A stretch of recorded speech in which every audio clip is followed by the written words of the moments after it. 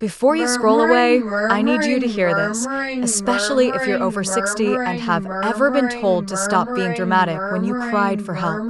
I am 74 years old, and just 2 months ago, my own son tied me to a chair while his wife beat me until the skin on my cheek peeled off. They wanted my house, my savings, my life, and I let them for far too long. But this is not a story of a helpless old woman. This is the story of what happens when the quiet one finally stands up and makes them all pay. My name is Dolores Wainwright. Born in Kentucky, raised on modest values, I spent my life believing family came before anything. I worked in a local school cafeteria for over 30 years, saved every penny my late husband and I earned, and poured all our love and sacrifice into our only son, Carter. He was my joy, my reason, my world. That is, until he met her. Alicia was a beauty with sharp eyes and a voice that could cut glass. When he brought her home, something in me recoiled. She never looked me in the eye. She called me Dee instead of Mom. I tried. God knows I tried. I welcomed her, gifted her my mother's heirloom earrings, cooked the family gumbo recipe I'd passed down for generations. But she only ever saw me as an obstacle. And once my husband died 3 years ago, and it was just me in the old farmhouse, the cracks became craters. Carter changed too. He stopped visiting as much. I noticed little things at first. His voice became colder, like I was some neighbor instead of the woman who birthed him. I'd hear whispers behind doors when they came by. Saw her snooping through my drawers once when she thought I was asleep. And then, last winter, it all started. I woke up to find my jewelry missing. Alicia claimed I'd probably misplaced it. My credit card was used for some spa retreat out in Napa Valley. I hadn't been west of Indiana in 20 years. And the strangest part, Carter defended her every time. Told me I was getting confused with age. Called me paranoid. At first, I doubted myself. Was I really slipping? Was my memory playing tricks on me? But nothing prepared me for March 14th. They came over under the pretense of helping me set up online banking. I should have known. The moment I let them in, Alicia locked the door behind her. Carter took my phone. Before I could ask why, he told me calmly, "Mom, this is for your own good." And then he grabbed my arms, tied them to the kitchen chair using one of my late husband's belts, the same one he used to wear to church every Sunday. I begged. I screamed. Alicia laughed. "You always loved playing the victim, Dee. Now look at you. Isn't this fun?" She slapped me hard. Once. Twice. My nose bled, and she used the edge of my apron to wipe it away like I was filth. "Sign the papers," Carter said. "The house isn't safe for someone your age. We're moving in. You'll be better off in a care home." I refused. So they left me tied there for hours. No food, no water, lights off. My arms went numb. I wet myself. When they came back, Alicia dumped cold water on my head and forced my thumb onto legal documents I couldn't read. She told me if I didn't cooperate, she'd say I hit her first, that I was delusional, that she had proof of my declining mental state. She threatened to throw me into some memory care center and have me declared unfit. The scariest part? I think they could have done it. After 3 days, they left. And everything, my house, my bank accounts, even my car was gone. Legally. They'd done it.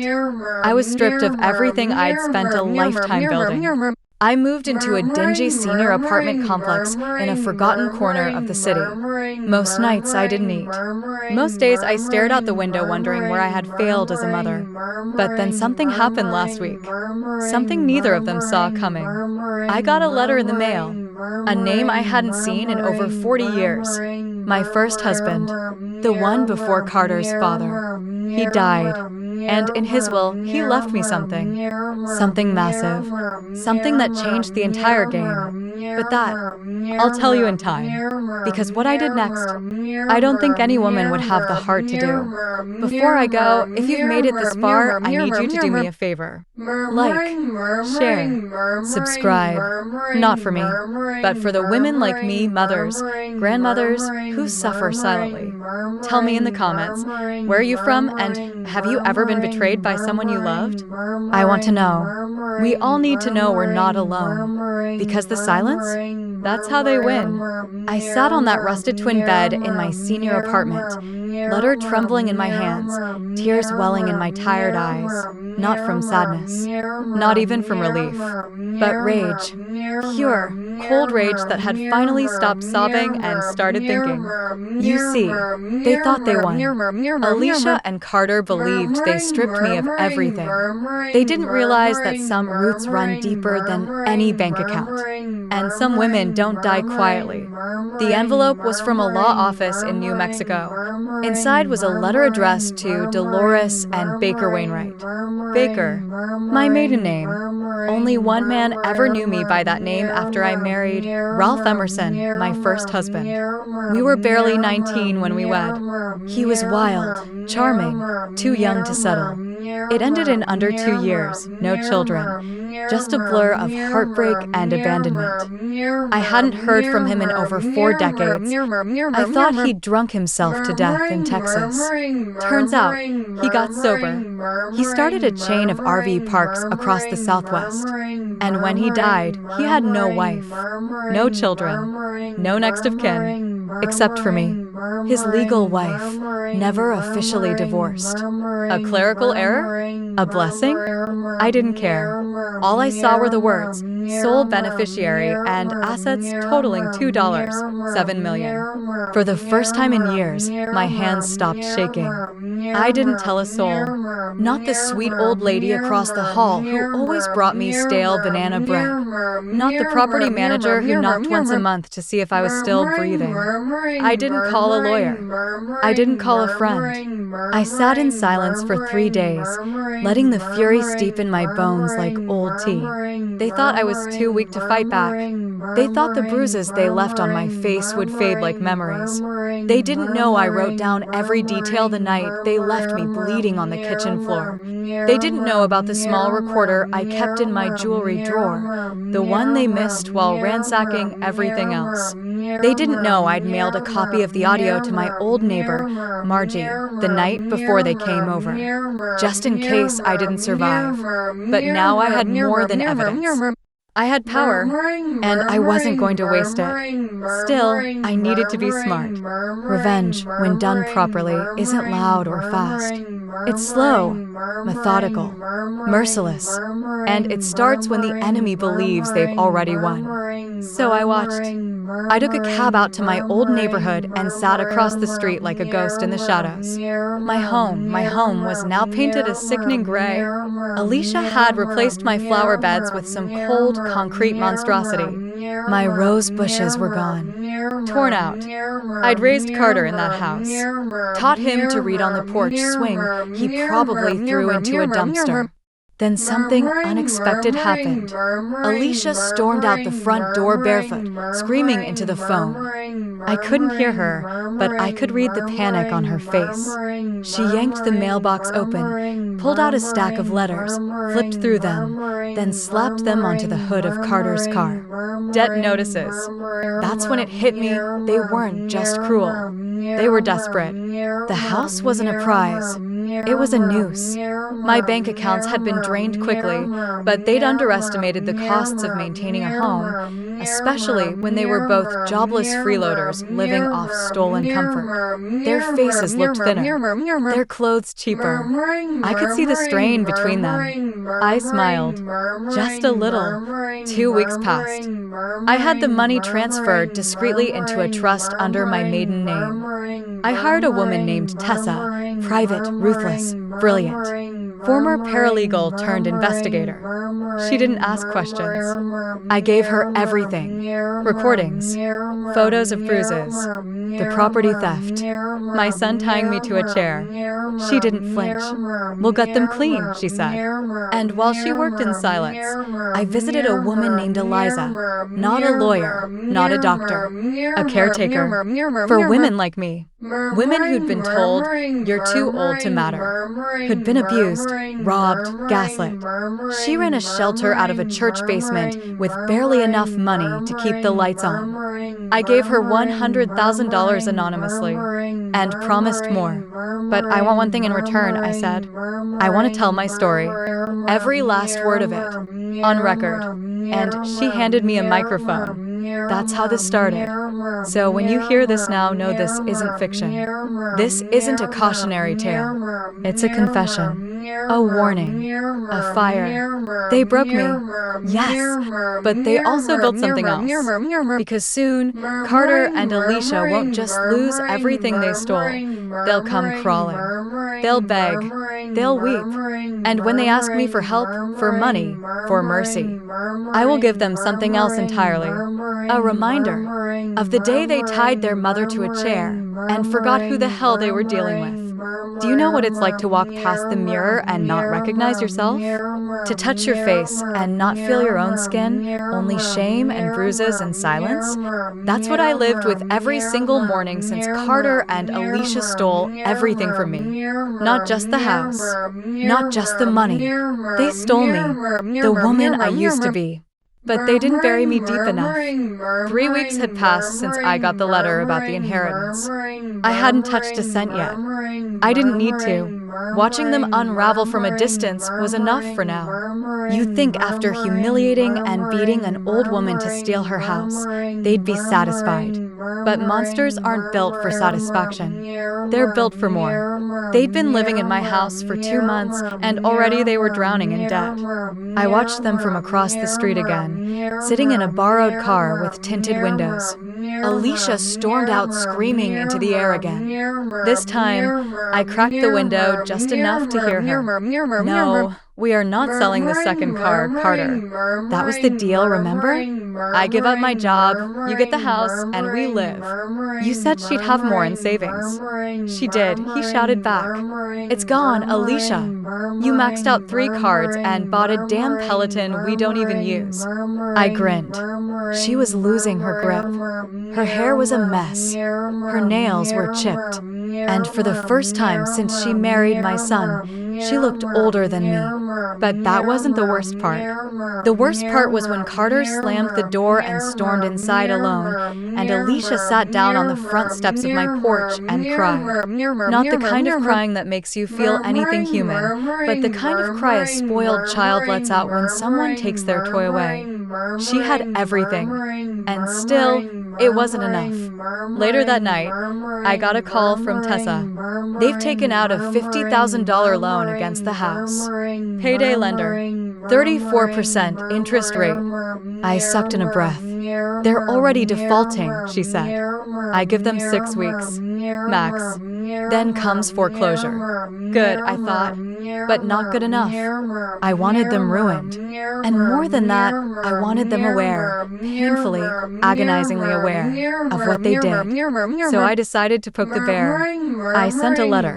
Anonymous. No name. No return address. Just a short message. It must feel strange living in a house you stole. Do you hear her at night? Tessa mailed it from 3 towns over. I waited. 3 days later, Alicia posted on social media. Weird noises in the house at night. Creaks. Doors open. Cold spots. Starting to wonder if this place is haunted. Oh yes, Alicia. Haunted indeed. Let the guilt rot you from the inside out. Let the walls whisper the sound of my voice. You see, I never had the luxury of closure. When they tied me to that chair, they didn't just bruise my face. They carved into my soul. And now, every scar they left me with would be returned, 1 cruel inch at a time. But as much as I wanted revenge, I couldn't forget what had happened to me during those 3 hellish days in the house. The nightmares hadn't stopped. I still heard Alicia's laugh echo in my skull. The way she crouched down in front of me like I was a pet. "You're just like your husband, Dolores," she had whispered in my ear, dragging a cold butter knife down my cheek. So easy to break. She'd pulled my arm up behind my back so hard I thought the bone would snap. "You always acted better than me, but you're not. You're nothing. Just a lonely old woman who still thinks this house means something. No one will believe you. You don't even remember where you put your keys half the time." She'd rubbed salt, actual salt, into the small cuts she made on my arms with a hairpin. "This is what old women deserve when they stick their nose where it doesn't belong," she hissed. And Carter, my only child, he didn't stop her. He watched. He told her to do whatever it takes. That was the moment something inside me broke. Not from pain, from betrayal. The kind of betrayal you don't come back from. The kind that builds a fire inside so hot it burns through grief, through fear, through decades of motherly love. And now that fire was roaring. I asked Tessa to dig deeper. "I want every dirty secret they have," I told her. She delivered. Carter had a gambling habit. Not just poker. Online betting. Crypto scams. Thousands flushed away over the past year. And Alicia? She wasn't even legally married to him. They faked a courthouse certificate but never filed the papers. She was nothing more than a squatter in my home with an unpaid engagement ring on her finger and a hollow threat in her voice. I now had the tools, the evidence, the power, and I was going to use every last bit of it. But I wasn't going to knock on their door. Oh no. I wanted them to come to me, because soon they'd need help. Real help, legal help, financial help, and they'd come crawling to the one person they thought they buried in the shadows. Me. And when they did, I would not be their mother. I would be their reckoning. Have you ever tasted the inside of your own cheek? That metallic, warm tang of blood that lingers after a slap so hard your teeth cut into your flesh? I have. I remember exactly what it tasted like. Because that was the afternoon Alicia told me, "You're not going to be needing that mouth much longer, old woman." It was 3 weeks before they threw me out of my own house. I had just finished watering the few tulips left in the back garden, what she hadn't already ripped out and replaced with gravel. I was bent over, slowly, carefully. At 71, your knees become traitors. I didn't hear her come up behind me, but I felt the kick. It struck the back of my knee like a jolt. I collapsed hard onto the patio stones. My watering can tipped, drenching the ground and soaking my slacks. I let out a sharp gasp. "What the hell?" I stammered. Alicia stepped in front of me, holding my cell phone. "You tried to call your lawyer." She was right. I had one missed call to an old number I wasn't even sure still worked. But I was desperate. The week before, she'd taken away my checkbook. Carter had accidentally put a hold on my bank accounts. And now, Alicia was going through my phone like a warden in a prison.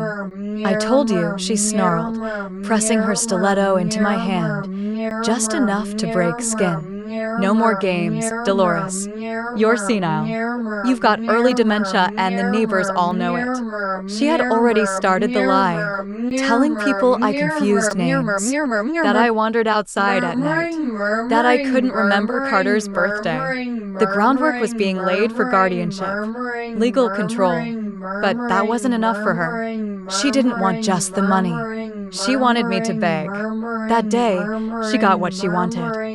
Because when she dragged me by the wrist into the kitchen, and Carter didn't even look up from his phone, she tied my arms behind the chair with her yoga strap. I couldn't break free. And then, without warning, she began to slap me. Hard, fast, over and over. Her palm, her knuckles, the heel of her hand. My ears rang, my vision blurred. She kept going.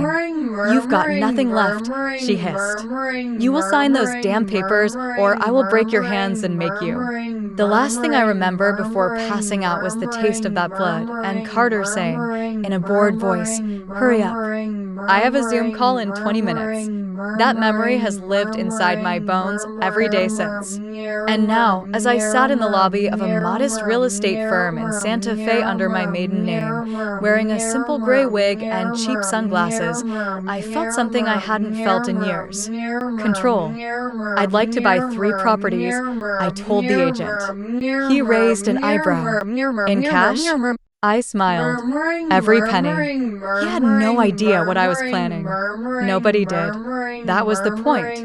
One would be for me, a small, simple cottage in the mountains with no neighbors and a reinforced door. Another would be purchased under an alias and used for a different purpose entirely. And the third was for a surprise. Later that night, I sent another letter to Alicia and Carter. No name, no address. Just one sentence. She remembers. They must have been unraveling by then. I heard from Tessa that Carter pawned his watch. Alicia tried selling my wedding china online, but nobody would pay what she thought it was worth. The mortgage company sent a warning. The bank followed. Then came the final blow, an IRS audit. They'd filed fraudulent documents to claim power of attorney.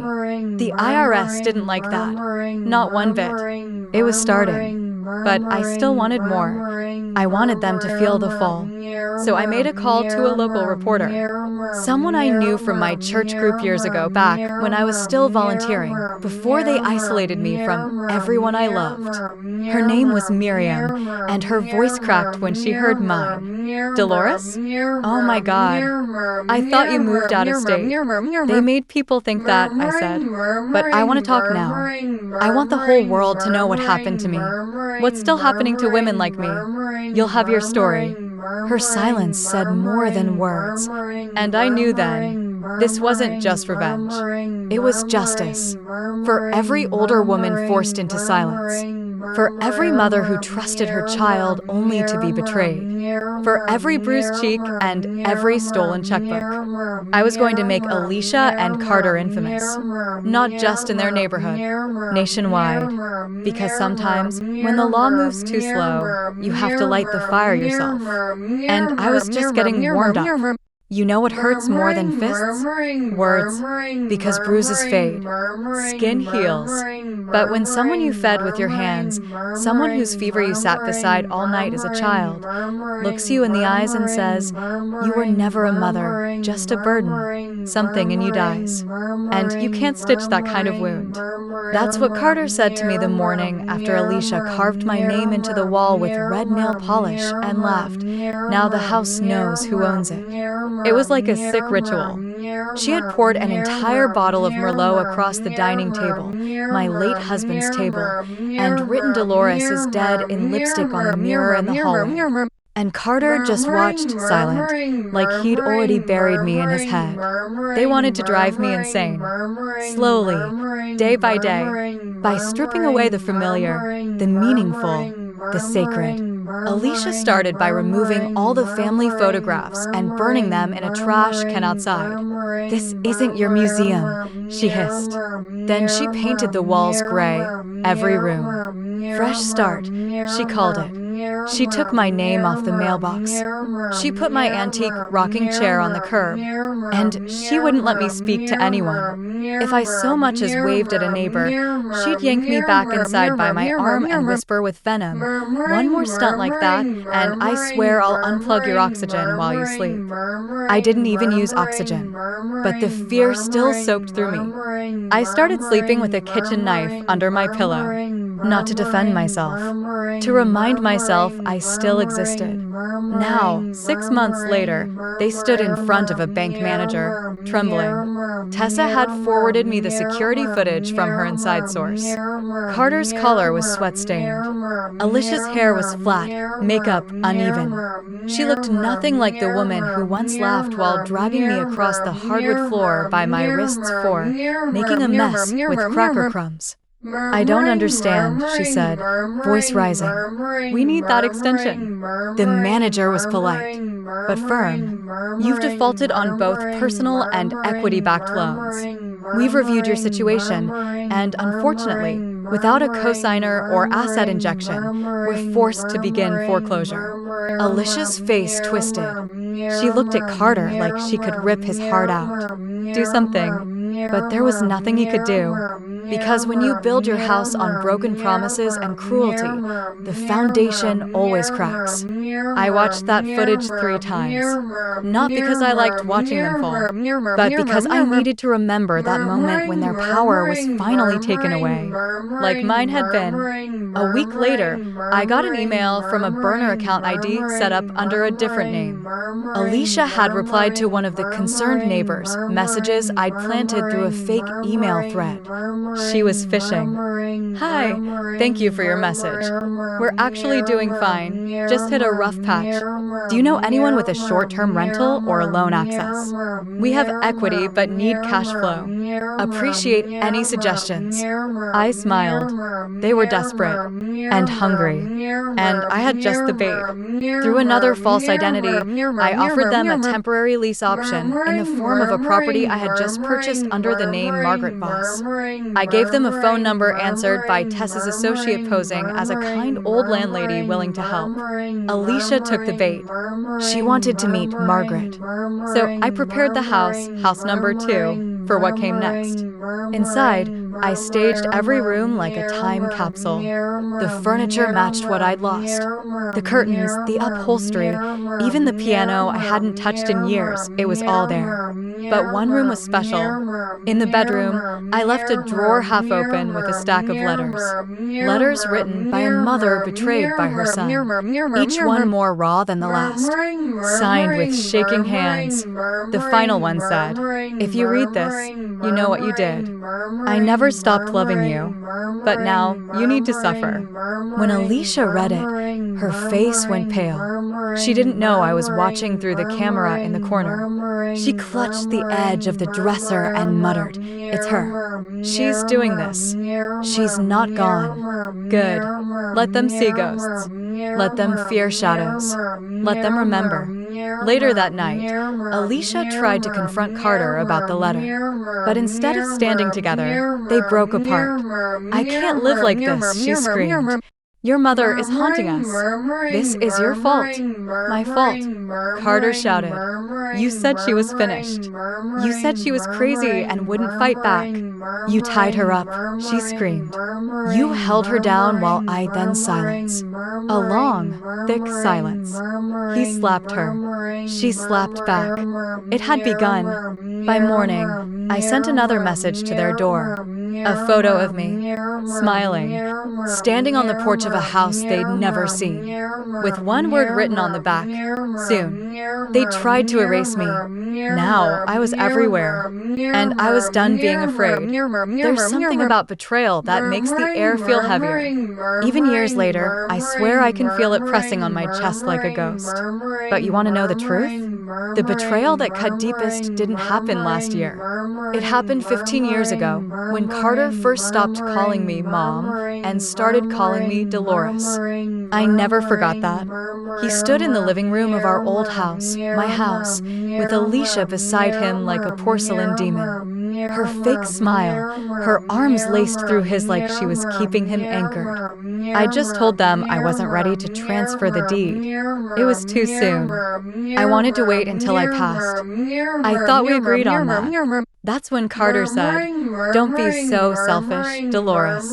And just like that, the title changed. The warmth vanished. The woman who carried him, nursed him through whooping cough, wiped his tears when he broke his arm at 12, I disappeared, replaced by a stranger in his mouth. That's when I should have known. But I still believed I was safe. That even if Alicia was manipulating him, some part of my son still loved me. I was wrong. Now, standing in front of a rusted storage unit I hadn't visited in almost 2 decades, I found the last pieces of myself. Tessa had helped me track it down, said the lease was still in my name, and somehow the payments had continued. My husband must have arranged it before he died, automatically pulled from one of our hidden savings accounts. Inside, dust blanketed the past. boxes stacked like coffins. But near the back, I found it. A locked filing cabinet. The key had been around my neck for years, tucked inside my bra, long forgotten. When I opened it, my hands shook. Inside were old documents, letters, journals, even a tape recorder. But what stopped my breath were the envelopes, bank records, legal affidavits, and a folder labeled Deed Transfer, Forged Signatures Evidence. My knees buckled, because there it was, clear as sunlight. They'd taken my house years ago, quietly, illegally. Alicia had forged my signature on documents granting power of attorney. She must have done it slowly over time. Perhaps it started with getting me to sign things casually, just standard forms, Dolores. Then came the real betrayal. Carter had notified the bank in writing that I was mentally unwell, that I'd shown early signs of paranoia and delusion. He even cited false doctor reports. The notary? A woman I'd never met. I wanted to scream, but I didn't. I photocopied everything. Then I made a new file. To the press only if I die. If they ever found me again, if they tried to hurt me, the world would know everything. But I wasn't going to die. I was going to watch them burn. The next step? Ruin their reputation. Tessa helped me create a digital trail. An anonymous post appeared on a local community forum, attached to heavily redacted documents and a pixelated image of Alicia screaming at an elderly woman on a porch, me, taken months ago. The caption? Beware of these predators. They stole everything from their mother and tied her to a chair when she resisted. Do not trust them. Hashtag Justice for Dolores. By morning, it had gone viral. It wasn't even on the news yet, but the whispers began. People from church groups they once courted for status began asking questions. The manager of their gated community association emailed them, "Due to concerns brought to our attention, your social privileges are temporarily suspended pending clarification." The cracks widened, and I smiled. That evening, Alicia sat in the kitchen, shaking, going through their mail. Bill after bill. The loan extension had been denied. Their line of credit had been closed. And someone, me, had canceled their auto pay on their utility bills. Then came the doorbell. They jumped. It was a man in uniform, a process server. "You've been served," he said, handing them a thick envelope. Inside, a lawsuit from me, filed under my maiden name, alleging elder abuse, fraud, financial manipulation, and attempted involuntary commitment. Alicia lost it. She's not even alive. She's dead. You can't serve us from a corpse. But I was very much alive, and watching from the car across the street, hidden behind the mirror tint of the rented black sedan. For the first time in months, I wore lipstick. Not red like Alicia's. Plum. The color my husband always said made me look strong. I didn't get out of the car. Not yet. Because the real show hadn't started. Not until the reporter's expose went live. Not until the TV cameras came. Not until they begged. And even then, I wouldn't bend. There's a kind of silence that only exists in shame.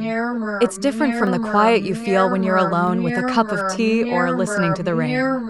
No, shame's silence feels like a room with no doors. You can scream and scream, but the echoes just curl around you, cold and suffocating. That's the silence I imagine filled Carter and Alicia's house the morning the news broke. I hadn't slept all night. Not because I was nervous, because I wanted to be awake to see it happen. At exactly 6:42 a.m., a segment aired on Channel 14 News, small, local, but the kind that people trust more than national outlets. Tessa's contact had ensured it aired early enough for retirees and churchgoers to see while sipping their morning coffee. It was a special investigation. Behind closed doors, the rise of elder abuse in affluent homes. And front and center, my story. The anchor's voice was firm but calm. A 68-year-old widow was allegedly abused, tied to a chair, and beaten repeatedly by her son and daughter-in-law in an effort to seize her home and assets. Sources say she lived in fear, starved, silenced, and stripped of her identity. The photos showed my bruised face from months ago, secretly taken when Tessa visited under the pretense of a delivery woman. Then a blurred video clip, Alicia's voice shrieking off camera, "You breathe when I tell you to." The reporters had gotten everything. Not because I gave it to them directly, but because I'd set it all in motion. Letters, witnesses, legal filings, anonymous recordings. It was a tapestry of truth they couldn't ignore. And the last thing they showed? An image of a younger me, in my garden, laughing, gloves covered in soil. The caption read, "Her name was Dolores," but they tried to erase it. By 9 a.m., Alicia's phone rang nonstop. Carter's job suspended him. He worked in real estate. Now his face was tied to fraud. The local newspaper ran a follow-up. Son accused of tying elderly mother to chair in property scheme. Neighbors wouldn't meet their eyes anymore. Church friends politely distanced. Even the grocery delivery service stopped responding. Then came the social media storm.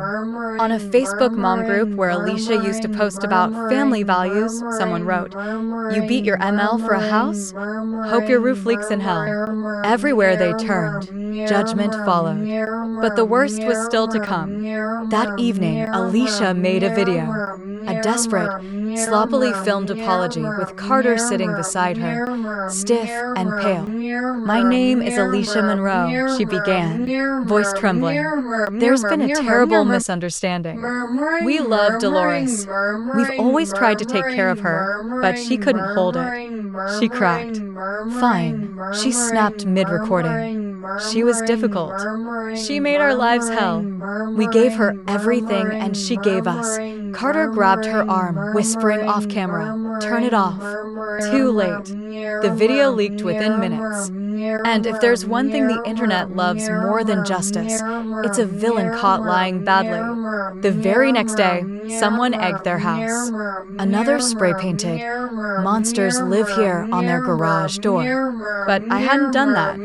I didn't need to, because now every step they took was on sinking ground. And yet, the part that made my bones shake the most wasn't what they did. It was what I found. While organizing documents in my small safe house, I came across a sealed envelope, unopened for years. It was from my late husband, dated a week before he died. The letter read, "Dolores, if anything ever happens to me, trust no one. Carter's not who you think he is anymore. I saw him whispering with Alicia about plans behind your back. I didn't want to worry you then, but I'm scared, D. If you ever feel unsafe, go to the storage unit. Everything you need is in there. And remember, you are stronger than them. Love you forever." Daniel, I sat there, shaking, tears falling like rain. He knew. All this time, he knew. And still, he died quietly, letting me think he believed in our son. It broke something in me, but it also lit a fire. Because now this wasn't just about me. This was about what Daniel tried to protect, and what they tried to bury. That night, I made my final move. A certified letter, sent directly to Alicia and Carter's door. No threats, no drama, just a single sheet of paper, typed, neat. You wanted everything. You took it. Now you'll live without it. You will receive no forgiveness, only memory. May you taste your cruelty every time the phone rings, every time a door slams, every time a stranger looks at you with disgust. I am not coming back, but you'll never forget me. Dolores, and I signed it in purple ink, just like I used to sign Carter's school permission slips. The irony would cut deep, like I wanted it to. Carter always had a weakness for appearances. Even as a little boy, he'd throw tantrums if his shoes had a scuff. His birthday parties were never for joy, they were for photographs. His friends were props. His life had to be a glossy brochure, even when the walls inside were covered in rot. Now that brochure was falling apart, page by ugly page. The video Alicia had posted, her cracking, blaming, her hateful outburst, was now a meme. Teenagers shared it with captions like, "When you get caught stealing grandma's house." But behind the laughing emojis, I saw something else. Shame. It was eating them alive. That's how I wanted it. Not instant death. Slow rot. Tessa said Alicia hadn't left the house in 3 days. Their HOA threatened to evict them if the graffiti wasn't removed. But no one would take the job. Every cleaning company canceled due to scheduling conflicts. Their mortgage broker refused their calls. Their legal fees were mounting, and their shared account was frozen after I filed a fraud report with detailed evidence. I'd signed it using my full name and included a written testimony from the notary Alicia bribed, someone who, under threat of legal action, finally confessed to falsifying identity verification. Piece by piece, the tower was crumbling. But something else happened that I hadn't expected. Carter started falling apart faster than Alicia. I saw it on the Ring camera footage Tessa intercepted through a security breach, Alicia pacing, screaming into the air. "You were supposed to keep her quiet. You said she'd go to the nursing home and disappear." Carter sat slumped on the staircase, shoulders limp, head in his hands. He didn't yell back. He just said one thing, over and over. I didn't know she had proof. There it was. Not regret, not guilt, just fear. Fear that I had turned the tables, that I still held power. Alicia screamed louder, throwing her phone against the wall, where it shattered like the trust they once had between them. "I told you we should have just sold it all and left the country." But no, you wanted her car, her money, the stupid paintings. We stayed too long. Carter didn't flinch, but then he muttered something the camera barely caught. "I think she knows about the storage unit." Alicia froze. "You told me you burned that stuff." He looked up at her, dead-eyed. I lied. That's when it hit me. Their alliance was fragile. Their unity? A performance. And like all performances, it ended once the lights went out. I leaned back in my chair, sipping tea from my favorite chipped mug, the one Alicia had mocked and tried to throw out years ago. "Trashy old thing," she'd said. But it still held warmth. Just like me. The next day, I received a voicemail from Carter. His voice was shaky, measured. "Mom, Dolores. I don't know if this is your number anymore," but a silence. Then he continued. "I don't know what to say. I know we hurt you. I know you're mad, but things are really bad. Alicia's not handling it well. We're drowning here. If there's any chance you could help us with the mortgage, or even a small loan until the lawsuit is over." He paused. "I swear, I'll pay you back. I swear." He didn't cry. He didn't beg. He simply asked, like I was a bank, like I hadn't screamed into his knees the day he tied me to that chair. I didn't respond. Instead, I forwarded the voicemail to the news outlet anonymously, with the message, "Elder abuse victims receive calls like this every day. Sometimes from strangers, sometimes from their own children." They aired it in the follow-up segment. The world heard the same voice that once called me crazy, now calling for help. But the twist? That night, someone came to see me. Not Alicia, not Carter, but Alicia's mother. Her name was Meredith. An elegant woman, older than me, with pearl earrings and sharp eyes. "I didn't raise her like this," she said quietly. "We sat in a public park, benches under faded oak trees." She didn't apologize for Alicia. She warned me, "You should know what they did to you. They did worse to her father. She bled him dry before we divorced. He died penniless. She has a pattern." I studied her face. No tears. No excuses. I should have stopped her years ago, but I couldn't. Now, I can't even look at her. She left me with one sentence that stuck to my ribs. "They thought you were weak, but I see now. You're the only one they should have feared." I walked home slowly, no longer looking over my shoulder, because I wasn't the hunted anymore. I was the ghost they couldn't silence, the echo they couldn't bury. And soon, I would do the one thing they never expected. I would reclaim everything they took. But not by asking, not by begging, by taking it back and making sure they'd remember every bruise, every slap, every moment they thought I wouldn't survive. There are certain kinds of betrayal that bruise the body, but there are others, the deeper ones, that rot the soul. I thought I'd felt the worst of it the day Carter tied me to that chair and walked away as Alicia lifted her hand. I thought my pain reached its limit when they left me bloodied and begging for water. But I was wrong. That wasn't the bottom. Because today, I found out the truth about the boy I raised, and the man he became. The morning started with a visit to Daniel's old storage unit. It had taken weeks to get the court to unlock access, citing proof that Daniel left the unit to me. His voice in the letter, "Everything you need is in there," still echoed in my head as I turned the rusty key in the padlock. The air inside was musty, thick with dust and stale memories. A broken treadmill, our wedding album, a box of Carter's kindergarten art, finger paint suns, and paper plate owls. I ran my fingers over the edges gently, surprised I could still feel pride and pain at once. But tucked beneath a stack of yellowed files, I found a locked wooden chest. Inside was a thick leather journal, Daniel's handwriting. My hands trembled as I flipped through the pages. It began with small notes, memories, worries, bills. But halfway through, the entries changed. She talks to him like a puppet. Alicia's controlling everything, his phone, his money, even how he treats me. I tried to talk to Carter about the house title, and he snapped. Said I wasn't needed anymore. It felt like someone else was speaking through him. Dolores still believes he's her little boy. But I see it. I see what he's becoming. He told me he didn't want kids because he didn't want to create another burden. Dolores heard that and cried all night. He didn't even notice. And then tonight, something worse.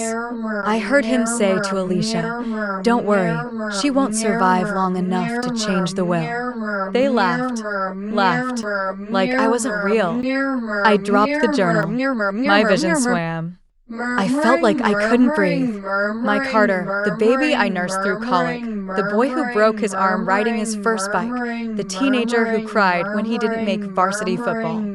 He had planned my disappearance. He was just waiting for me to die. The tears didn't fall immediately. I think my heart froze to protect itself. For hours I sat there in that dark storage unit, knees curled to my chest, that journal clutched to my side like a child's blanket. Was I blind? Or was I just too in love with a version of him that no longer existed? When I finally stood, my bones creaked louder than my sobs. Because now, this wasn't just revenge. It was survival. I returned to my safe house and spent the next 2 days gathering everything. The journal, the letter from Daniel, the voicemail from Carter, the fraudulent deed transfer, and the bank statements showing how Carter and Alicia siphoned off my retirement funds little by little, hiding the transfers under family expenses. It was time. I handed it all to Tessa, my legal guardian on record now. She called in a favor with a sympathetic probate judge who had once prosecuted a famous elder abuse case. And just like that, the lawsuit was reborn. The sheriff arrived at Carter and Alicia's house on a Tuesday morning with a court order. Temporary freeze of all assets. Court-supervised lockout. A full investigation of financial elder abuse. Carter wasn't even home. He was at the hospital, trying to calm Alicia. She had collapsed in the kitchen, not because of guilt, because of fear. Tessa heard from her nurse friend that Alicia suffered a panic attack so severe she tore out 2 clumps of her own hair. She kept repeating, she wasn't supposed to fight back. No, Alicia, I wasn't supposed to survive. But I did, and I remembered everything. But the most unbearable twist came the next morning. A knock at my door. It wasn't Carter. It wasn't Alicia. It was Nora, a woman I hadn't seen in over 40 years. My sister. We were estranged. Bitterly. She'd chosen a different life, a colder one. But now she stood on my doorstep, pale and shaking. She didn't say hello. She just whispered, "Dolores, I need to tell you something about Carter." I let her in, barely breathing. She handed me a photo, yellowed and bent. Carter at age 5, sitting in a backyard I didn't recognize. Nora's house. "He lived with me for 2 years," she said, voice dry. "When you had that nervous breakdown. You don't remember, but Daniel sent him away for a while." I frowned. "He told me Carter was at summer camp." "No, Dolores," she said gently. "You weren't well, and something happened. My boyfriend at the time, he was cruel, violent. We didn't know until it was too late. Carter never spoke about it, but he changed." I stood there, frozen, shattered, like glass in a slow-motion fall. "No," I said, "no, that can't be true. Carter never said, because he didn't remember. Not then. But Alicia found out. She used it, weaponized it, twisted his mind, made him believe you sent him there to suffer." I wanted to scream, to claw the air, to erase time, but instead, I collapsed onto the floor. The betrayal had gone deeper than I thought. Not just what they'd done to me, but what I had unknowingly let happen to him. For hours, I sat in silence. My enemy wasn't just Alicia. It was what she fed him. Shame, manipulation, a cracked version of truth. But does that excuse what he did to me? Does that explain the rope burns on my wrists? The blood in my mouth? The way he looked at me like I was less than the carpet beneath his feet? No, because healing doesn't require cruelty, and pain doesn't justify evil. Later that night, I received another call. It wasn't a voicemail. It was live. Carter's voice came through, flat and slow. "Mom, I know about the journal, about what Dad wrote, about everything." Silence. "I think I'm sick. I think I've always been sick." I didn't reply. He waited. "Then, I just wanted you to know I'm sorry. I didn't mean for it to go this far." I swallowed, then said without emotion, "You held my hand the day your father was buried." "Yes, and 6 months later, you tied those same hands to a chair." Silence. Then I ended the call, not with hate, but with resolve. Because no matter how tangled the web of history becomes, there are still lines you don't cross. And he crossed them. Now I will cross him back, with my head high, with my scars uncovered, and with every legal weapon available to a woman who refuses to disappear quietly. Let me tell you something they don't talk about when they say, justice takes time. They don't mention the nights where your hands tremble too badly to hold a spoon.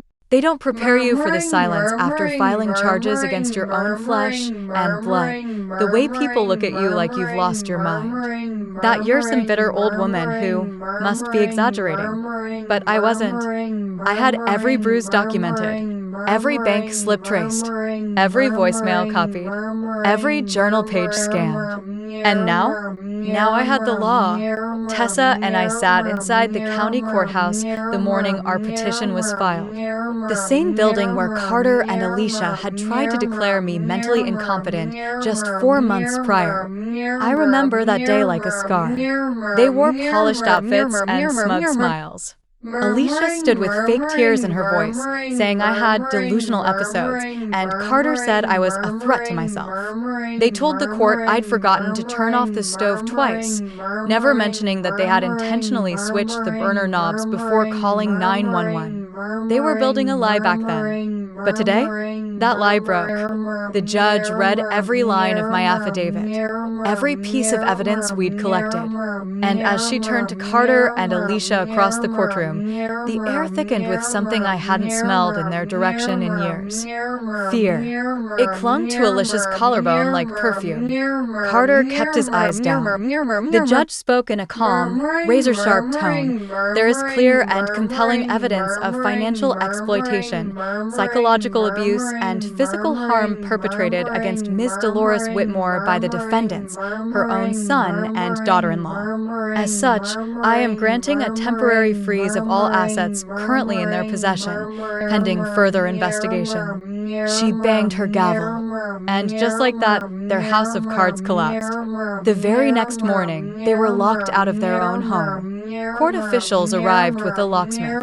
Tessa and I watched from a distance as Carter banged on the door like a madman, screaming for someone to let him in. Alicia was on the front lawn, sobbing, wrapped in a blanket like some broken heroine. Their neighbors peeked from behind curtains, murmuring, shaking their heads. And the graffiti? It had returned overnight.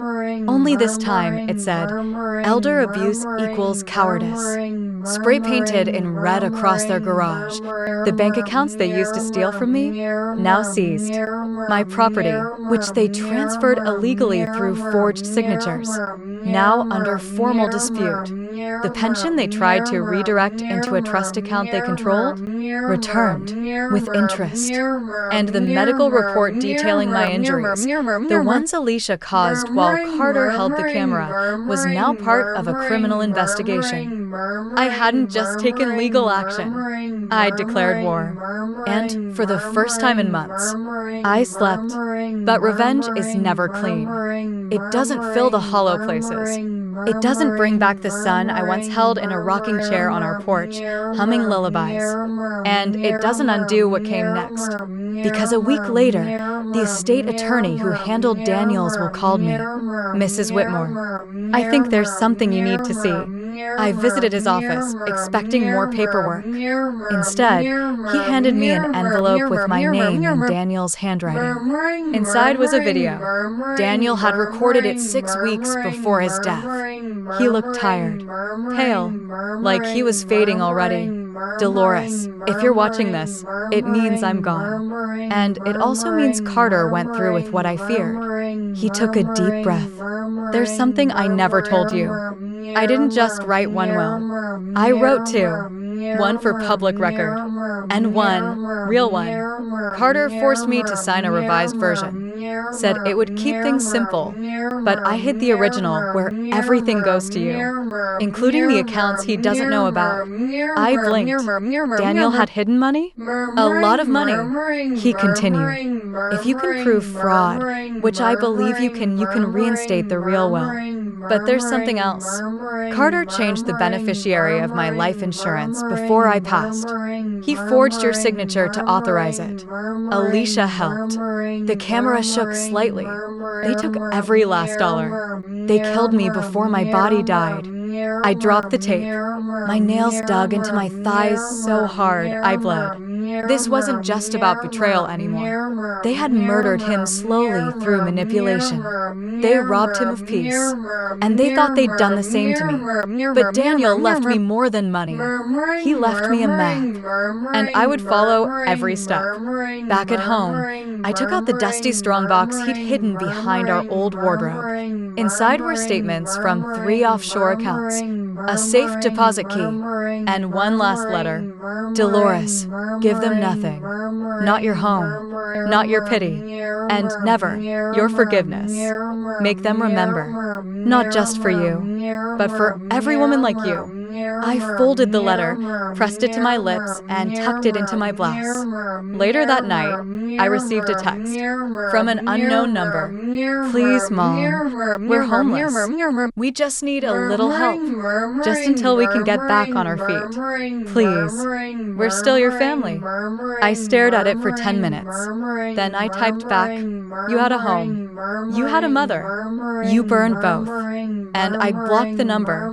This story isn't just mine anymore. It belongs to every woman over 60 who gave everything, only to be discarded like garbage the moment they weren't useful. To every woman who ate canned soup so her son could have new shoes. To every woman who kept secrets to protect a family that would later spit on her. To every woman who's ever sat alone in the dark, wondering if she deserved this. You didn't, and neither did I. But now, they're the ones in the dark, and I'm the one with the match. People think when you win the first battle, the war is over. But women like me, women over 60 who've lived through decades of silence, know better. Abusers don't surrender. They crawl, they claw, they scheme. And Alicia? That girl doesn't just burn bridges. She sets forests on fire. It started with a package on my doorstep. No return address. Just a manila envelope, slightly damp from the morning dew. Inside, a photo. Me. Younger. Much younger. Maybe 30. I was in a hospital bed. Pale. Worn. A nurse beside me. And in my arms? A baby. Not Carter. A different baby. I froze. A lump formed in my throat so thick I couldn't swallow. Then I found the letter inside. Typed. We know about her. About the baby you never told anyone about. Imagine how the neighborhood would react if they knew the sweet old widow abandoned her first child. My lungs squeezed. My knees gave way, and I sank to the floor. This was the thing I had buried beneath 40 years of silence. A wound I had never dared reopen. Her name was Isabel. In 1981, I was 29. Daniel and I were newly married. We were poor, struggling. He'd lost his job in the steel mill. I worked double shifts at the diner. That year, I got pregnant. But the pregnancy was high risk, dangerous. My blood pressure spiked. My kidneys started failing. I collapsed one night mopping the floor, and the doctors told Daniel it's either the baby or her.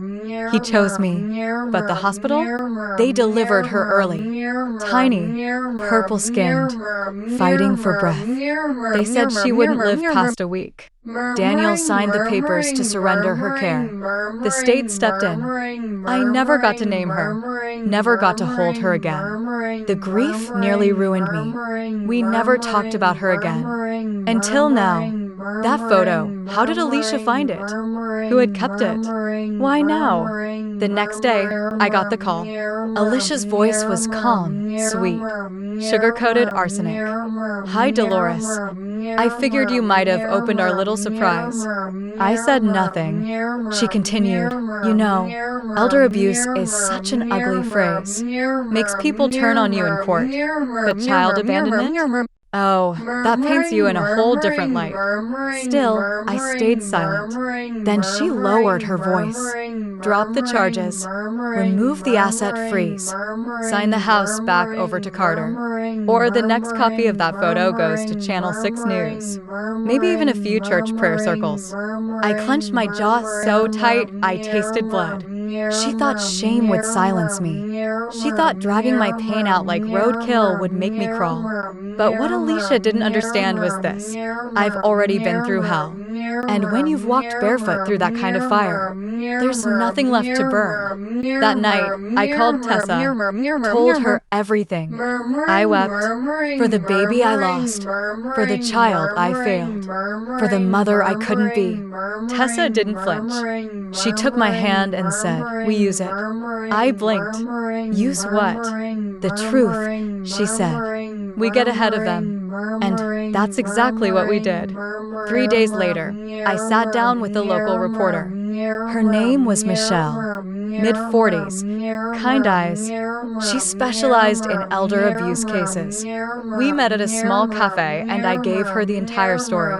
The photo, the hospital records, my journal entries from 1981, and most importantly, my voice. I told her everything, on the record. No tears hidden, no shame cloaked in silence. Michelle was quiet for a long time after I finished. Then she said, I think your story is going to change lives. The article ran online first. Then the radio picked it up. Then a local TV segment. Elder abuse survivor speaks out. How one woman took her family to court and took her life back. But it wasn't just about me. It was about us. Women who had been shamed into silence. Women who gave up their babies to survive. Women who were told they were worthless once their skin sagged and their backs ached. The outpouring of support was like a flood. Letters, voicemails, even strangers at the grocery store who hugged me and whispered, thank you. One woman, in her 70s, stopped me in the parking lot and said, I gave my baby up too. And I haven't said her name in 50 years. We cried together. And Alicia? Well, she miscalculated.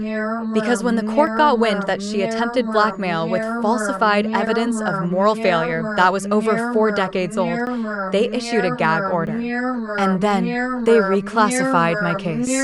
No longer just civil, but criminal. That meant jail time was on the table. Alicia cracked first. She fired her attorney and tried to bargain. She offered to return the house, to split what was left of the funds, to start over. I didn't even blink. I told the judge I wanted full restitution, a permanent restraining order, and Alicia barred from financial management of anyone ever again. She was banned from working in elder care, real estate, or fiduciary services. The court agreed. But Carter? He hadn't even begun to pay, because next week he was being charged with attempted fiduciary homicide, a rarely used clause that covers intentionally driving someone to an early death for financial gain. My son could face prison. And here's the part one never thought I'd say out loud. I'm okay with it, because he killed the version of himself that I loved a long time ago. I still keep that photo of Isabel. I put it in a frame on my nightstand, not as a wound anymore, but as a scar I earned. And every morning I whisper, I'm sorry, but I survived. And now, I speak. You ever get a phone call where your soul already knows the answer before the voice even speaks? That's what it was like when I picked up the call from the county jail. The automated message rang out like a hymn from the underworld. You have a call from Carter Whitmore. Do you accept the charges? My hands were steady as I pressed one, but my heart? It drummed like thunder in my ears. Mom, he said, like we were about to talk about the weather. Mom, please. His voice was scratchy, too calm to be truly afraid. I didn't know what Alicia was doing. Not all of it. She twisted everything. You have to believe me. I stayed silent. He took that as permission to continue. They're saying I could get years, Mom. I can't go to prison. You know I wouldn't survive. You know I didn't mean for any of it to happen like this. I could almost see the boy I once raised behind his words. The freckled boy who used to fall asleep on my shoulder in the back seat of the car. The boy who used to cry when he scraped his knees. But he wasn't that boy anymore. He was the man who tied me to a chair, who watched as his wife split my lip open and laughed. He cleared his throat. Look, the trial is in 3 days. My lawyer says if you testify that I wasn't violent, if you say Alicia acted alone, I might get probation, maybe even just a fine. You'd only have to say it once. There it was, the real reason for the call. Not remorse, not grief, a favor, a way out. He thought I'd mother him one last time. He mistook my love for weakness. Carter, I said, my voice dry as the desert. Do you remember the day you first hit me? Silence. You were 15. Your father had just died. I said no to something, I don't even remember what, and you pushed me so hard I hit the cabinet. Still, silence. I told myself you were grieving, that you'd grow out of it, but you didn't. You learned that rage could get you what you wanted. Mom, I forgave you that night. I forgave you the next time, and the next. And every other time until you held me down so your wife could beat the breath out of my ribs. I inhaled sharply. Then I said it. You are not my son anymore. He gasped. Don't say that, please. Don't. I carried you in my body. I fed you before I fed myself. I sold my wedding ring to buy your school books. And you repaid me by treating my skin like a punching bag and my savings like a trash can. I paused, then added, you want forgiveness? Ask God, because this courtroom's about to hear everything. I hung up. 3 days later, the trial began. The courthouse buzzed with reporters, social workers, neighbors, and more women than I could count. Women in long skirts, women in walkers, women in worn-out shoes, women in their 60s, 70s, 80s. Some had bruises still healing under makeup. Others held handwritten signs. I believe Dolores. Justice for our mothers. No more silence after 60. I took the stand. The judge looked at me with careful eyes, but it was the jury I focused on. 12 strangers. 12 chances to finally be heard.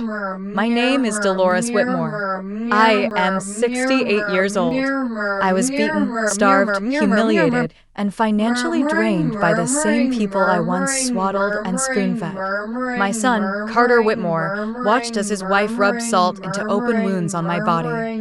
He threatened to put me in a psychiatric home if I told anyone. He told me to stay quiet because I was old and useless. The room was dead silent.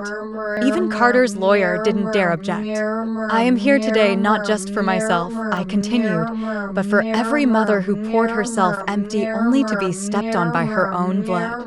We are not burdens. We are not bank accounts. We are not punching bags. I turned my gaze to Carter, who stared at the table like it was burning through his skin. And if you ever loved me, Carter, you'll serve your time without saying my name again. The verdict came swift. Guilty on all counts: financial exploitation, elder abuse, assault, forgery, and emotional endangerment. Sentenced to 12 years without parole. The courtroom didn't cheer. It exhaled. A release of air held too long. A weight unhooked from the chest of every woman watching. And Alicia? She'd already been sentenced to 8 years the week before. Turns out, she cracked under pressure and turned over every shred of fake documentation they ever used. She thought it would buy her a lighter sentence. It didn't. That night, I sat on my porch. Same chair I used to rock Carter in. Only now, the chair creaked under a different kind of peace. Tessa brought me tea, and we watched the sun bleed down behind the trees. I can't believe you did it, she said softly. I didn't, I whispered back. We did. And it was true. Because every woman who wrote to me, every woman who stood up, every woman who refused to stay silent, even after decades of cruelty, they were part of this too. They say silence is golden. But in my life, silence has always meant one thing: danger. So when 2 weeks passed after Carter's sentencing with no calls, no letters, no threats, I didn't relax. I watched the mail with quiet dread, because I knew my son. He wasn't done. He was just reloading. And sure enough, on a cloudy Thursday morning, it came. Not to me, but to Tessa. She found it tucked in her mailbox, no return address. It was a plain envelope, beige, unremarkable, except for the name scrawled across the front, to the woman beside her. She opened it slowly, the air thick with suspicion. Inside was a letter in Carter's handwriting. Shaky, desperate, manipulative. Tessa, I know you've been helping my mother. I'm sure you believe everything she told you. But what if I told you there's more? That she isn't who she says she is?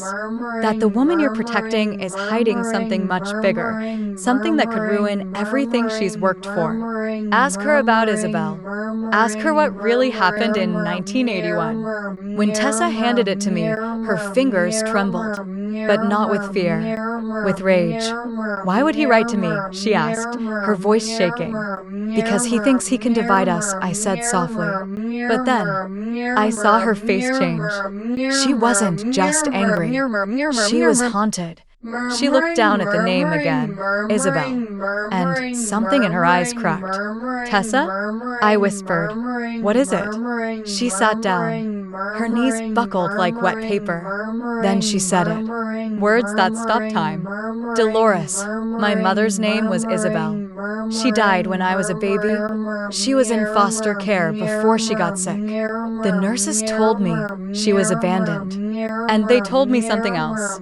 They said before she died, she asked about a woman named Dolores. It was like being hit in the chest by the past. I couldn't breathe. My lips moved, but no sound came out. Tessa blinked rapidly. Wait, are you saying? And then I knew. My knees gave out, and I gripped the edge of the table as bile rose in my throat. I whispered, Tessa, I think you're my granddaughter. The room spun. Tessa backed away like I'd slapped her. No, that's not. How could that be? You said your daughter died. She was supposed to die, I sobbed. They told me she wouldn't survive. We weren't allowed to hold her. Daniel signed her over to state care. I didn't even get to name her. She stared at me, then at the letter, then back at me. My mom didn't die until she was 5, Tessa said. She lived with 2 foster families. She had severe asthma. She used to draw pictures of a woman in a yellow dress. She called her Mama Sunday. I gasped. Daniel used to call me that, because I always wore yellow when I was pregnant. It was the only color that made me feel like I wasn't dying inside. The truth hit like a tidal wave. All these years, I thought I lost her. I thought I failed her, but she survived. She lived. She had a child, and that child was the only person who'd ever stood by me after Carter turned. I couldn't tell if the tears down my cheeks were grief or grace. Maybe both. Tessa didn't speak for a long time. She just stared at the floor. I reached for her hand, and to my surprise, she didn't pull away. I didn't know, I said, my voice a crackling whisper. I swear to you, Tessa, I never would have left her if I had a choice. She nodded slowly. I believe you, she said, but I could tell her world had just split in half. So had mine. And Carter? He'd known. Somehow, that bastard had known. He must have found out during the trial. Maybe from the hospital records. Maybe through one of the investigators. And he thought that truth would destroy me. But what he didn't know, what he never could have imagined, was that truth is power when you own it. He tried to use it as a weapon, but it became my sword. That night, I wrote him a letter. I didn't send it. I burned it. Every word. Because Carter no longer lived in my world. Not even in my memory. And as the flames licked the edges of the paper, I whispered, you lost, Carter. You lost the moment you thought secrets made you powerful. Tessa and I sat in silence afterward. We didn't say what we were. We didn't say what we'd lost. We just held each other's hands like 2 women who had walked through different hells, only to find each other on the other side. It was raining when I saw her, Alicia, standing at the edge of my porch like a ghost who'd clawed her way out of hell. Only hell hadn't finished with her. She looked thinner, like prison had eaten her alive. Her right eye was blackened, her bottom lip split, her left wrist twisted in a way that wasn't born from clumsiness. She didn't speak right away. She just stood there, soaking wet. Her arms crossed tightly over her chest like she was holding herself together with nothing but bone and spite. Then finally, she croaked, Dolores, please. I didn't know where else to go. I didn't move. Didn't flinch. My hand rested lightly on the bat tucked behind the doorframe. She must have seen it. I'm not here to hurt you, she said quickly. I swear on my mother's grave. I'm not. Your mother didn't raise you to be what you are, I muttered. Or maybe she did. I don't care. Alicia let out a shaky breath. I was released early. Overcrowding. I was supposed to go to a halfway house, but Carter, he filed a motion. Said I was a threat. They denied my placement. I blinked. Carter did what? She nodded, eyes brimming. He turned on me, Dolores. In every way. He told the parole board I was a manipulator, a danger. He said I orchestrated everything. I let out a cold laugh. So, you mean he finally told the truth? She flinched like I'd slapped her. But then she said something I wasn't ready for. He's not done, Dolores. He's writing letters. From inside. To someone. I don't know who. But he's planning something. He said, if he can't have your money, he'll ruin what's left of your life. And mine. I watched her. Carefully. She was lying. Not about the letters, but about why she was here. This wasn't desperation. This was strategy. She thought I'd panic, that I'd feel vulnerable, that I'd forgive her. Why are you really here, Alicia? I asked flatly. She looked at me like a cornered dog. Because you're the only one he fears. And if I stay here, he'll think we're on the same side. There it was. The con. The real motive. She wanted shelter. A place to hide behind the woman she once beat bloody. I'm not your shield, I said. I can help you, she rushed. I know things about Carter. About his contacts. His plans. I have letters. He smuggled them out. That got my attention. Not because I wanted to save her, but because I needed to end him. I stepped aside. Just an inch. Leave your shoes by the door. She looked at me, stunned. You're letting me in? No, I said. I'm letting the evidence in.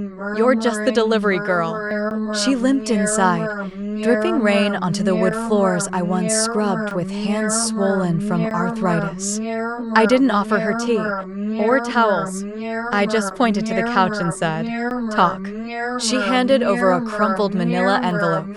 Inside were 6 folded letters, each one addressed not to me, not to Alicia, but to a name I hadn't heard in decades. Margot Lively. My stomach twisted. Margot. That name came from before my first marriage, back when I lived in Baton Rouge, back when I was young and wild and a little reckless, back when I had a best friend I swore I'd never betray, back before I made the worst mistake of my life. I skimmed the letters, and my blood ran cold. Margot, I found her. The old woman. Dolores. She's the reason you lost everything. She's living in comfort now, while you rotted in that dump for years. I can help you get what's owed to you. I have power, even in here. All I ask is your loyalty, your silence. And when the time comes, I want you to make her beg, like she made you beg. Carter Alicia watched me, waiting. I folded the letters, slid them back into the envelope, and walked to the fireplace. She jumped up. Wait, what are you doing? I tossed the envelope into the flames. Alicia shrieked, lunging forward. I blocked her with one hand and shoved her back onto the couch. You thought I'd let you play both sides? I snarled. You thought I'd let you sit in my house, in my life, and spin your little web again? Tears welled in her eyes. Dolores, please, I don't have anywhere else. I don't have anyone. You had a mother once, I said, and I wonder what she'd think of you now. She covered her face and sobbed. I didn't feel a thing, because sometimes a woman has to burn the whole forest down to keep the wolves from circling again. I let her sleep one night, on the floor, without a pillow. She was gone before sunrise. She took my tea tin, $60 in change, and the cheap pearls I kept in a drawer. She didn't touch the photo of Carter on the mantel, not even to spit on it. And that told me all I needed to know. She wasn't coming back to make amends. She was coming back for revenge, just like him. That night, I looked at Tessa and said, I don't need protection. She nodded. Good, because I've already called my friend in the FBI. I looked at her, blinking. What? You think I spent years in nursing school without making a few connections? And for the first time in weeks, I laughed. A deep, ragged laugh that sounded like it belonged to someone who had finally remembered what power felt like. I knew she'd come eventually. Margot Lively. I hadn't said her name aloud in over 40 years, but I still dreamed it sometimes, usually in those half-sleep states where memories creep in like mildew. She was the only person I'd ever truly betrayed, and the one who never got the apology she deserved. But I never thought she'd be Carter's weapon. I thought she was long dead, until 3 days after Alicia vanished again, when I heard the slow crunch of heels on gravel outside my home. And when I opened the door, She was standing there. Tall. Older, yes, but still elegant in that razor blade kind of way. She wore all black. A hat low on her forehead. Silver earrings sharp like miniature daggers. Her face was lined with time, but her eyes had not changed. They were the color of ruin, and they carried 40 years of unspoken rage. "Hello, Dolores," she said softly. "You look exactly how I pictured you."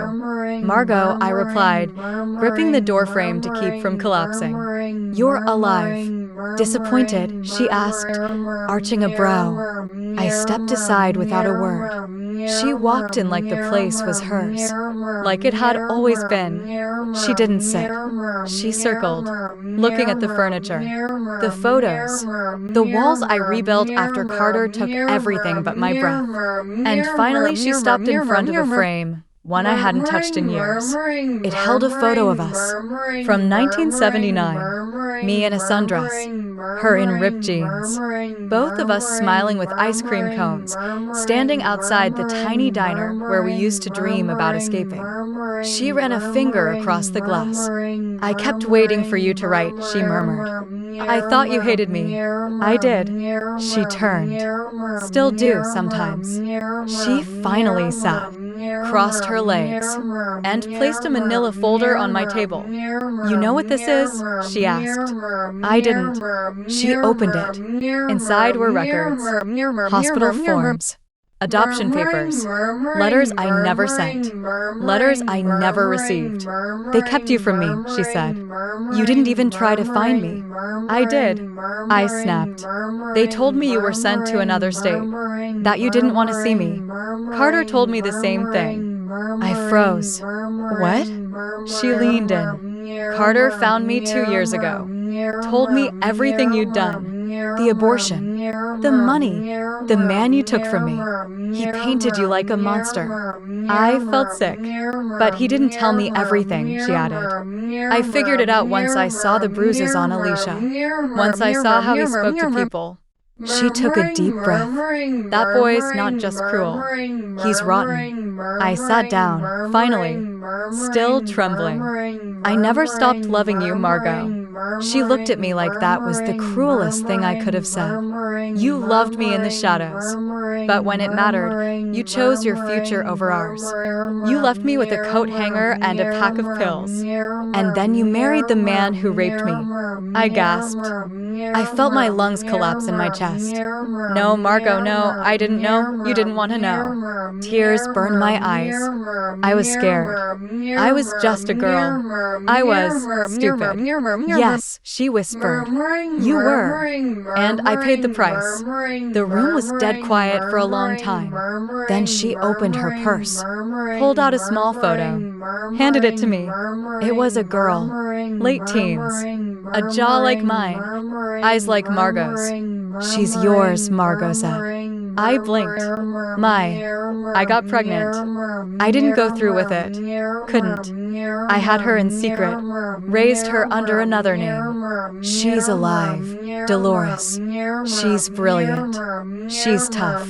And she has no idea who her mother really is, or what you did to us both." I broke then, fell to my knees. The sobs came like waves, ugly, snot-filled, gasping sobs. Margot watched. She didn't comfort me. She just let me unravel. And when I finally looked up at her, I said, "What do you want from me?" "I don't want your forgiveness," she said.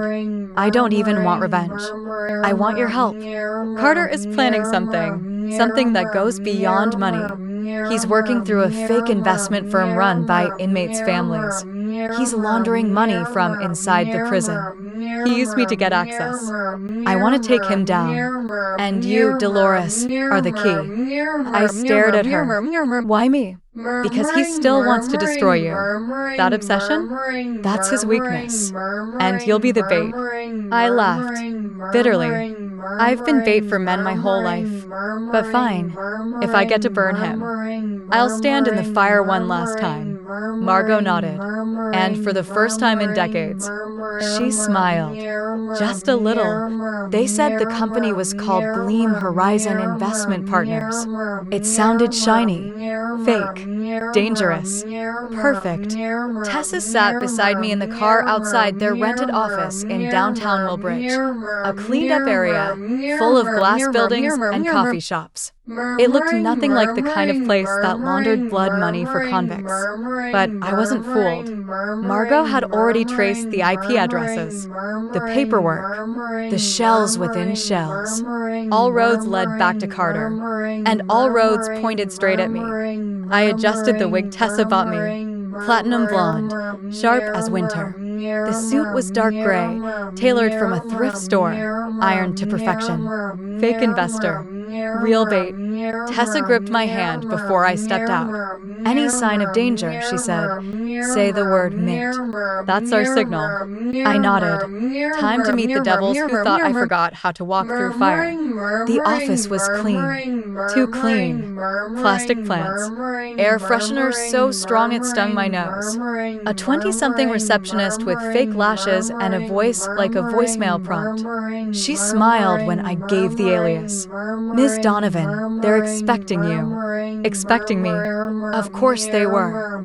I stepped into the conference room, and my breath stopped, because on the screen was a live video call. And there he was, Carter. He looked the same, maybe thinner. Hair slicked back, orange jumpsuit replaced with a prison-legal button-up. But his smile? That smile hadn't changed since he was 5 years old and figured out how to lie with dimples. Hi, Mom, he said cheerfully. I'm not your mother anymore, I snapped. He laughed. Oh, but you are. I carry your blood, remember? That's why this whole thing works so well. He gestured, and someone clicked a slide on the presentation. My name, Dolores Marie Langston. Under it, a list of bank accounts, transactions, asset transfers, loans in my name. Fake, forged, but so well done, even I believe them. You're laundering money through me, I said. No, he said calmly. You're laundering it. You just don't remember. I sat down, because standing suddenly felt like a cliff. He kept talking. We're creating a legacy, Mom. I figured it out in prison. The world doesn't respect people like us until we become myths. And what better myth than the poor, abused widow who got swept up in a high-stakes investment scam, then tragically died before she could be prosecuted. I stared at him. You're planning to kill me. He smiled wider. No, someone else will. You'll leave town to recover. Your house will burn. Your will already updated. Money shifted. Margot framed. Tessa silenced. My heart nearly burst out of my chest. You sick bastard, I whispered. He shrugged. You should have let me rot the first time. I clenched my fists, then said the word, mint. In exactly 3 seconds, the fire alarm went off. Sprinklers exploded. Tessa burst through the back entrance with a badge and 2 federal agents behind her. Carter's screen went black, but not before he looked straight into the camera and said, even if you survive this, you'll never be safe again. They shut the office down within an hour. Everything seized. Fake portfolios, hard drives, signature stamps, and yet, the one thing they couldn't seize? Proof. Everything was scrubbed clean. Just enough to make me look guilty. Not enough to convict him. Classic Carter. Back at home, I sat in silence. Tessa made tea. Margot paced the porch like a panther. You okay? Tessa asked, touching my shoulder. No, I said. Good. Margot muttered from the doorway. Use it. I looked up, eyes burning. Then we fight dirty. Margot smirked. There she is. Because now I knew what Carter really wanted. It wasn't the money. It wasn't the house. It wasn't revenge. It was the story. He wanted to make me the villain, the cautionary tale, the woman who clawed through betrayal, only to die branded a criminal. But I'd be damned if I gave him that ending. I didn't sleep that night. Not because of fear. Because of fury. My son, the child I once held against my breast and swore I'd die for, had tried to rewrite my life into a fable of shame. And I'd nearly let him. But not anymore. Because he forgot something. This house was built by my hands.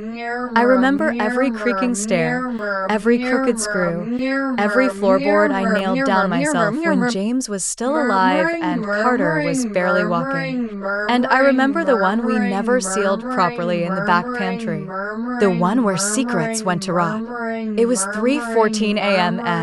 when I pulled the shelves aside. The back wall of the pantry had always been cluttered. Canned soup, vinegar, forgotten jars. But I'd hidden something there years ago. Not because I needed to, because Carter asked me to. He was 16 when he came home shaking, hands bloodied, eyes wild. "Hide this for me, Ma," he'd begged.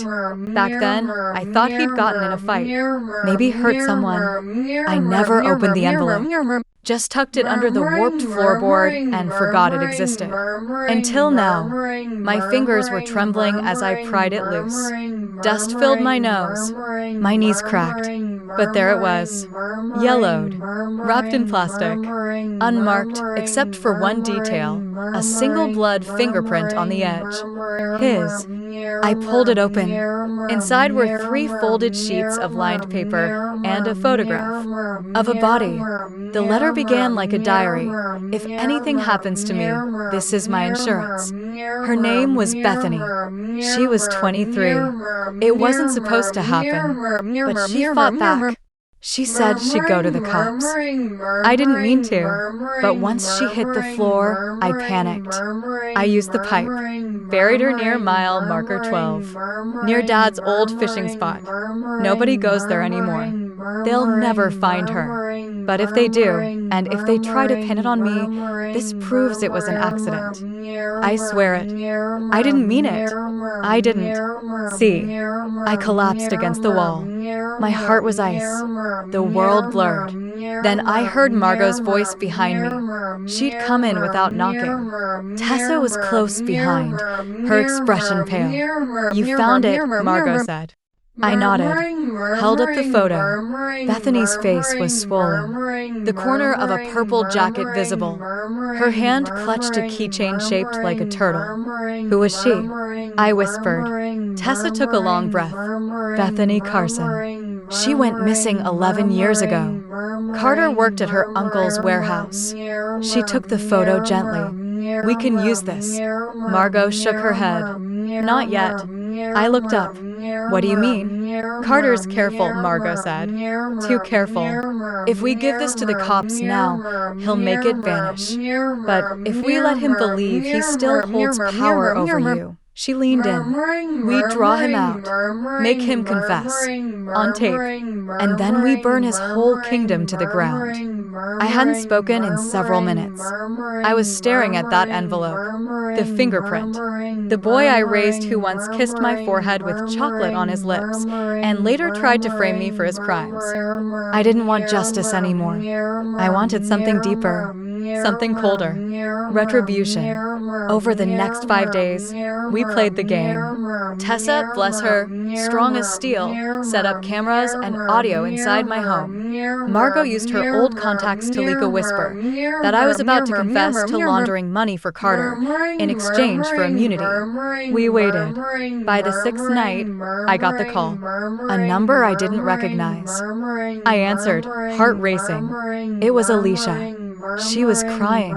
"Dolores, please, he's threatening me. He said he'd tell the police I killed that girl." I didn't even know about her until yesterday. I could barely breathe. "Where are you?" She was at some motel near the county line. Alone, bruised, pregnant.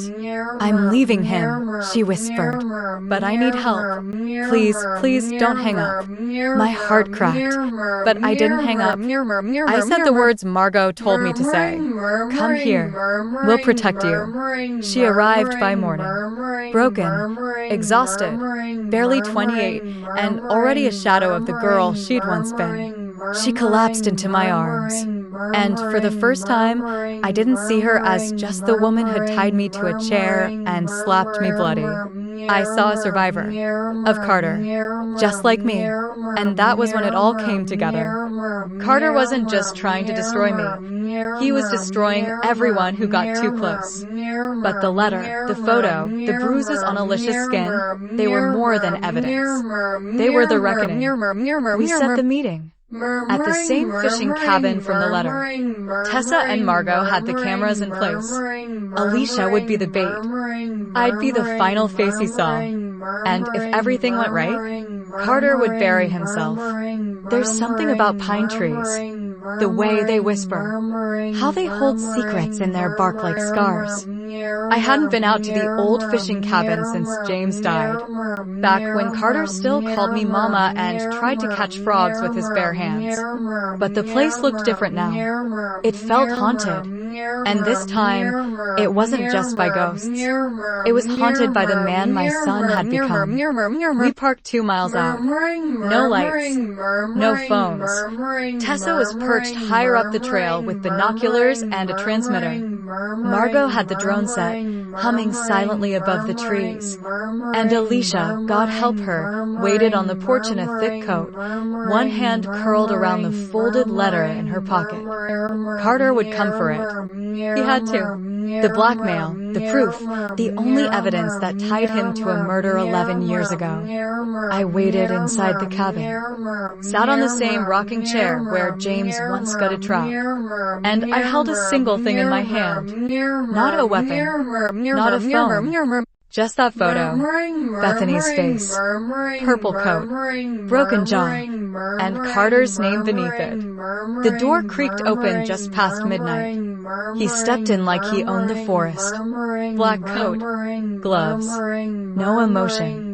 Alicia stood on the porch, pale, trembling. "Where is it?" he hissed. "In here," she whispered. "But you have to talk to her first." He paused, then walked in, and saw me. For a second, he froze. His lip curled.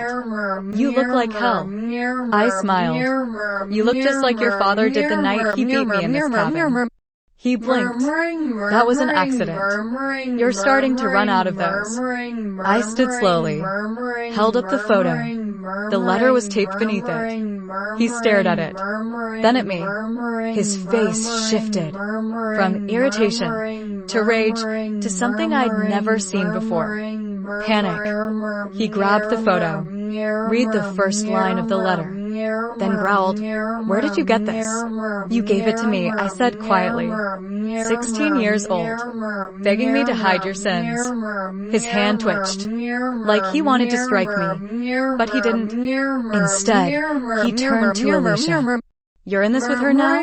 She didn't say anything, just raised her phone. The screen blinked. Live. His eyes widened. Then came the scream. "You think this will hold up? You think a dead girl from a decade ago matters? There's no body, no weapon, just words.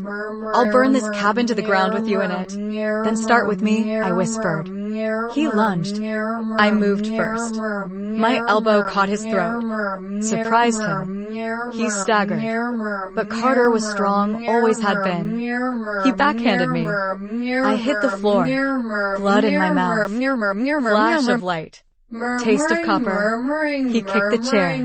It shattered.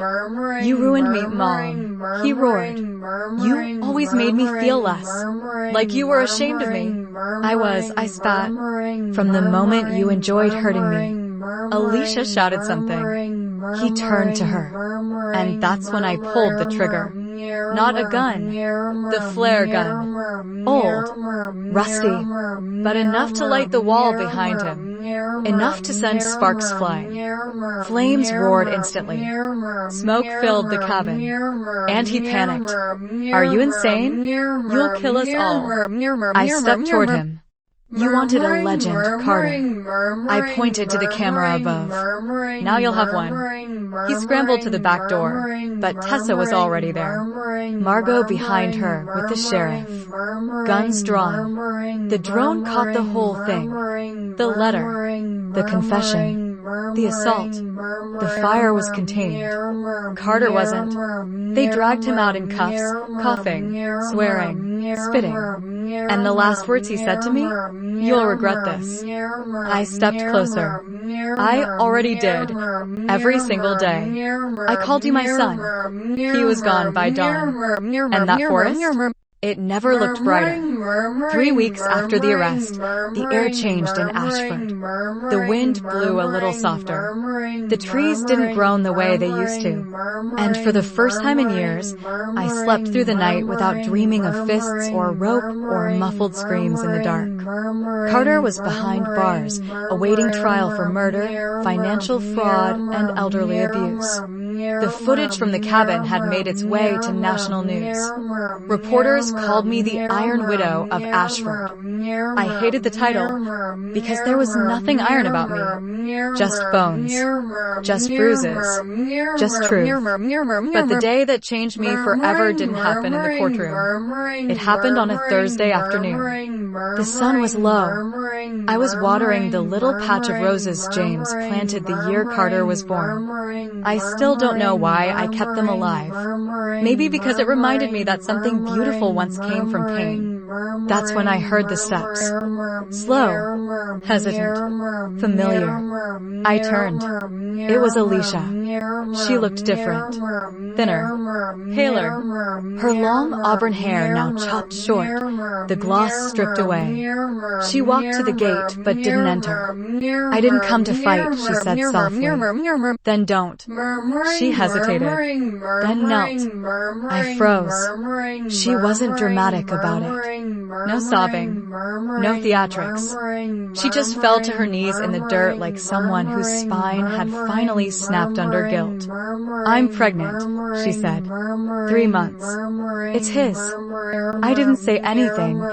She looked up, eyes filled with something I didn't recognize. Fear, humility, regret, maybe all three.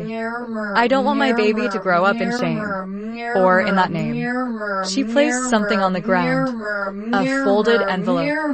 "I signed over everything. The house, the money he stole from you. It's all coming back to you." I blinked.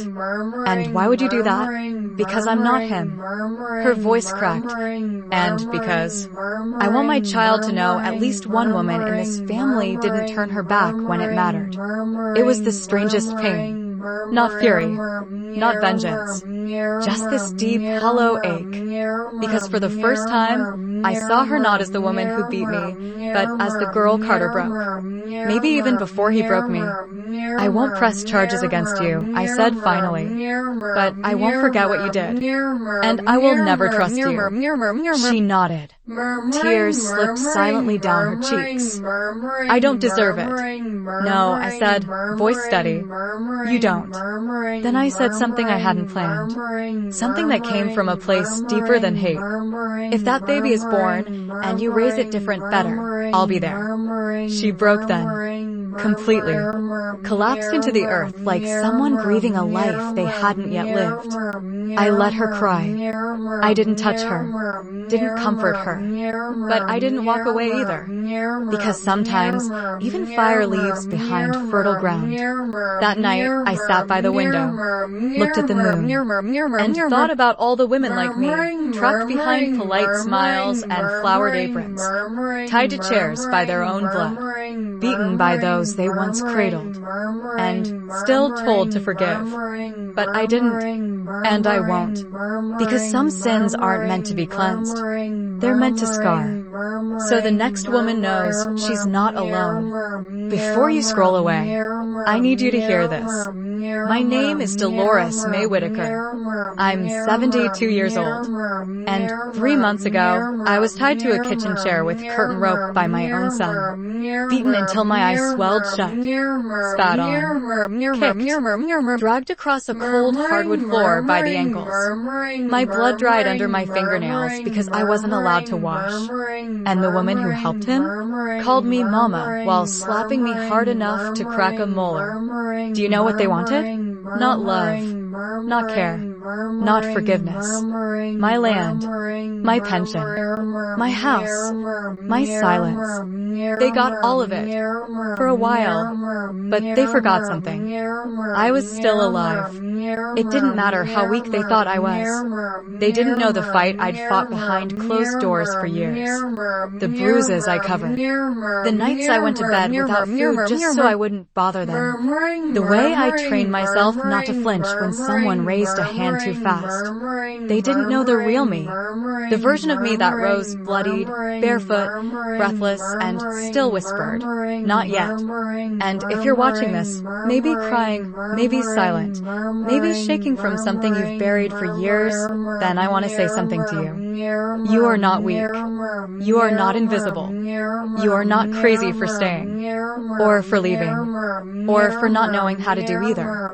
You are still here. And if you're over 60, like me, and the world has convinced you that your story doesn't matter anymore, let me remind you, survival at 70 is louder than victory at 20. So, if your daughter-in-law has turned your son against you, if your home has become a prison guarded by your own blood, if your body bears the marks of abuse you've never told a soul about, then I want you to tell me, right now. Scroll down and leave a comment. Where are you watching from? What's your story? Have you ever been betrayed by your own children? Don't be ashamed. Be heard. And if this story felt like it was your story too, if you saw yourself in my broken hands and trembling voice, please like, please subscribe, please share, because the world needs to hear what happens when power turns to poison and a mother decides she won't swallow it anymore. I'm Dolores. I lived, and I did not forgive, because sometimes justice is louder than grace. Thank you for listening. We rise together.